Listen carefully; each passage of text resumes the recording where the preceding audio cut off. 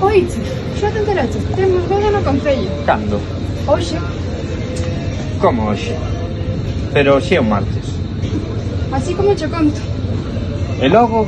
Pero se ninguén sabía do seu noivado. Foi todo moi apresurado, pero igual ata teñen un fillo.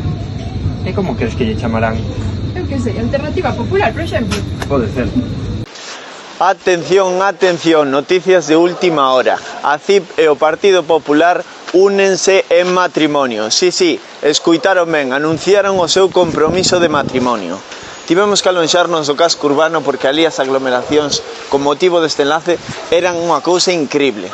Viñemos ata a casa dun veciño que denunciou que onte puxeron a finca perdida de carteles anunciando este matrimonio, este enlace.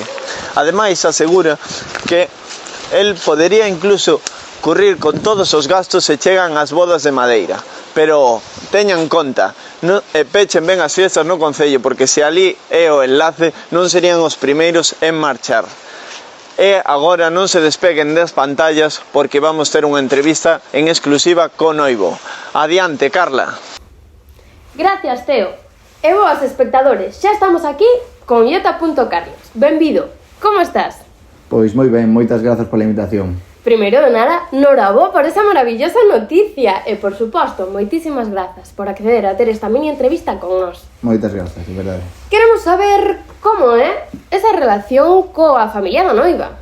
Pois inmellorable, pero vamos, desde sempre, para min o seu pai é como un pai tamén, tanto no terreo persoal como no profesional, entón moi ben.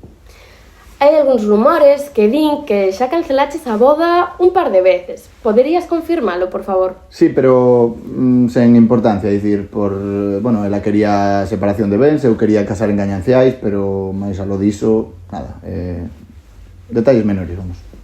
E ela non ten medo de que nas últimas horas no altar a volvas a deixar plantada? Non, a ver, eu onde digo non digo Diego, eu son de palabra. Vale, comprendo. E por último, así xa te deixamos libre para preparar as últimas accións da boda. Corre un vídeo polas redes no que saes coqueteando e bicando a outras formacións. Poderíamos falar dunha presunta infidelidade. A ver, eu arrepíntome moito diso. Para min é unha actitude, vamos, que non se pode, non ten justificación. Pero tamén creo que, bueno, ela é a muller da miña vida e creo de verdade que o noso amor o vai superar todo e imos salir xuntos ben desta e esquecéndonos de todo iso. Entendo. Moitísimas grazas, Iota.Carlos. E Teo, devolveche a conexión. Bueno, menuda entrevista. Despois desta boa primicia, parece que estamos ante unha nova era política na nosa maravillosa vila. Nava Castro e Juan Carlos, que formou parte do goberno de Pepe Castro no 95, foi socio fundador de UCPA no 99 e, máis tarde, fundou a CIP con outros conselleiros do PP, desta únense para manter o caciquismo vivo e saudable. Eu, e seguramente vostedes tamén, non podedes agardar para ver como as súas políticas que van en contra da clase traballadora afectan a xente da nosa vila.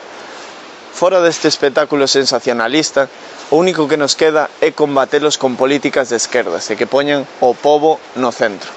A ver quen lisca antes. Cambio e curto.